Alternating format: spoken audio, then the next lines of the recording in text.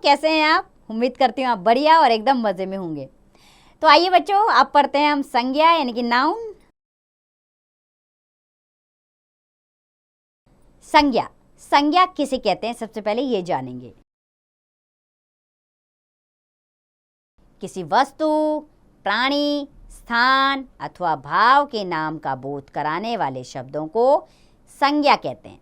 जैसे मोहन और रवि में गहरी मित्रता है, उनके घर पास पास हैं, वे एक ही विद्यालय में पढ़ते हैं, दोनों की पढ़ने में रुचि है। तो बच्चों, इन वाक्यों में मोहन, रवि व्यक्तियों के नाम हैं, घर और विद्यालय स्थान के नाम है, मित्रता रुचि गुणों या भावों के नाम है। अतः ये सभी शब्द संज्ञा हैं। तो चलिए आप संज्ञा के भेद जान लें। हिंदी में संज्ञा के 3 भेद माने जाते हैं: व्यक्तिवाचक संज्ञा, जातिवाचक संज्ञा और भाववाचक संज्ञा। सबसे पहले पढ़ेंगे व्यक्तिवाचक संज्ञा। किसी विशेष व्यक्ति, वस्तु या स्थान का बोध कराने वाले शब्द व्यक्तिवाचक संज्ञा कहलाते हैं। जैसे ताजमहल आगरा में है, पंडित जवाहरलाल नेहरू भारत के प्रथम प्रधानमंत्री थे, तुलसीदास ने रामचरित्र नामक काव्य लिखा। तो बच्चों, इन वाक्यों में ताजमहल, आगरा, पंडित जवाहरलाल नेहरू, भारत, तुलसीदास, रामचरितमानस विशेष व्यक्तियों, स्थानों तथा वस्तुओं के नाम हैं। अतः ये सभी व्यक्तिवाचक संज्ञाएं हैं। दूसरी तरह की संज्ञा है हमारी जातिवाचक संज्ञा।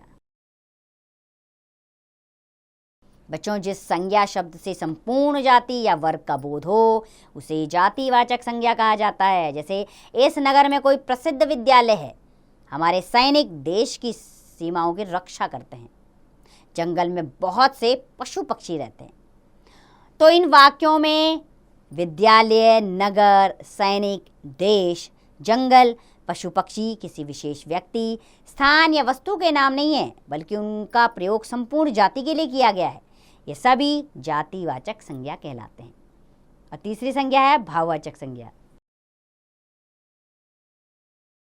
जिन शब्दों का किसी व्यक्ति, वस्तु या पदार्थ के गुण, दोष, दशा, अवस्था, स्थिति, स्वभाव आदि का बोध कराने के लिए प्रयोग किया जाता है, उन्हें भाववाचक संज्ञा कहा जाता है। जैसे सैनिक कुशलता से लड़े, कृष्ण और सुदामा बचपन के मित्र थे, मानव मानवता खोता जा रहा है, अमीरी के कारण उसे घमंड हो गया है।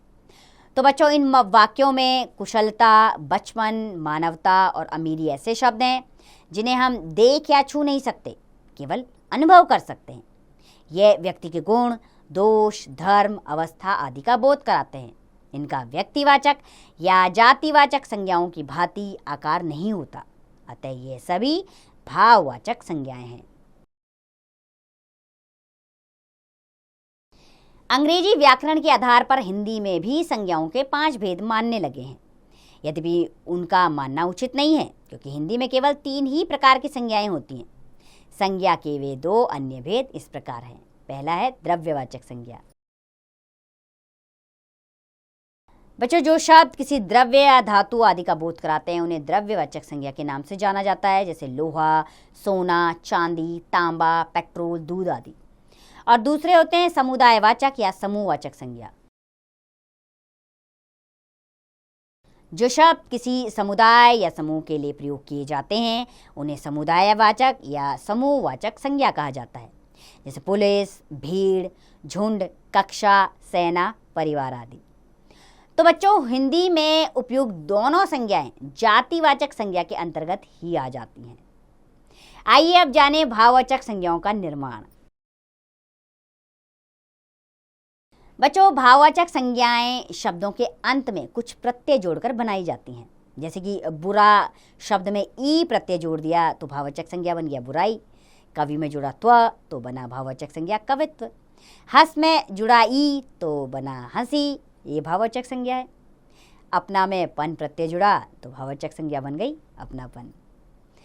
बच्चों, भाववाचक संज्ञाओं का निर्माण 4 प्रकार के शब्दों से किया जाता है।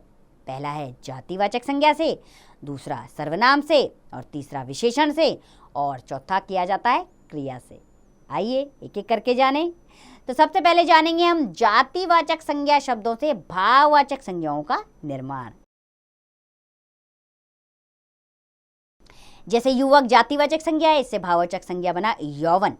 चोर से बना चोरी, बाल से बालपन, भाई से बना भाईचारा, भक्त से बना भाववाचक संज्ञा है भक्ति, बाप से बना बपौती, मनुष्य से बना मनुष्यता, जवान से बनी भाववाचक संज्ञा जवानी, लड़का से लड़कपन, वकील से वकालत, डाकू से डकैती भाववाचक संज्ञा है और व्यक्ति से व्यक्तित्व, पशु से बना पशुता या पशुत्व, दोस्त से बनी भाववाचक संज्ञा है दोस्ती, बूढ़ा से बुढ़ापा बना, शिशु से शिशुता या शैशव, दानव से बना दानवता और बंधु जातिवाचक संज्ञा से भाववाचक संज्ञा बने शब्द हैं बंधुत्व और बंधुता।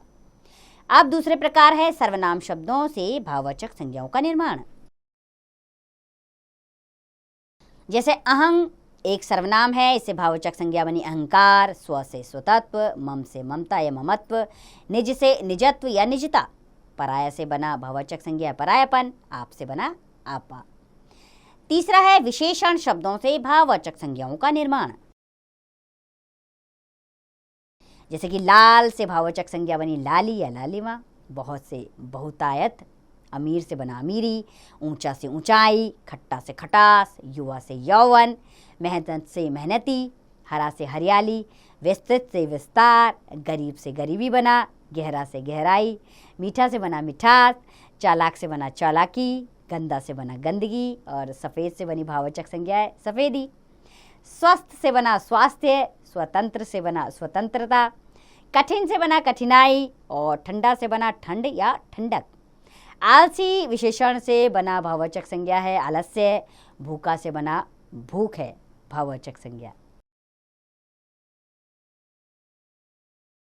चौथा है क्रिया शब्दों से भाववाचक संज्ञाओं का निर्माण। जैसे कि लड़ना एक क्रिया शब्द है, इससे बना भाववाचक संज्ञा है लड़ाई, पढ़ना से पढ़ाई, चढ़ना से चढ़ाई, बहना से बहाव, सीना से सिलाई, घबराना से घबराहट, खोदना से बना खुदाई, सींचना से बना सिंचाई, काटना से बना कटाई, कमाना से बना कमाई, पहनना से पहनावा, मुस्काना से मुस्कुराहट, धोना से बना धुलाई, बचना से बना बचाव, चुनना से बना चुनाव, देना से बना दान, पूजना से बना पूजा, चिल्लाना से बना चिल्लाहट भाववाचक संज्ञा है। आइए बच्चों, अब आपके अभ्यास के लिए इस पाठ को दोहरा लेते हैं। बच्चों, किसी वस्तु, प्राणी, स्थान अथवा भाव के नाम का बोध कराने वाले शब्दों को संज्ञा कहते हैं। किसी विशेष व्यक्ति, वस्तु या स्थान का बोध कराने वाले शब्द व्यक्तिवाचक संज्ञा कहलाते हैं। जिस संज्ञा से किसी संपूर्ण जाति या वर्ग का बोध हो उसे जातिवाचक संज्ञा कहा जाता है। और जिन शब्दों का किसी व्यक्ति, वस्तु या पदार्थ के गुण दोष, दशा, अवस्था, स्थिति, स्वभाव आदि का बोध कराने के लिए प्रयोग किया जाता है उन्हें भाववाचक संज्ञा कहते हैं। संज्ञा के दो अन्य भेद भी हैं, वो हैं द्रव्यवाचक संज्ञा व समुदायवाचक संज्ञा। तो बच्चों, मैं उम्मीद करती हूँ ये अध्याय आपको अच्छे से समझ आया होगा। इसमें हमने संज्ञा, उसके भेद और कैसे भाववाचक संज्ञा में उनका निर्माण किया जाए ये जाना। अब आपने निरंतर इसका अभ्यास करना है ताकि आपको ये पाठ और अच्छे से समझ आ जाए। अब इसका अभ्यास कार्य आप स्वयं कीजिए।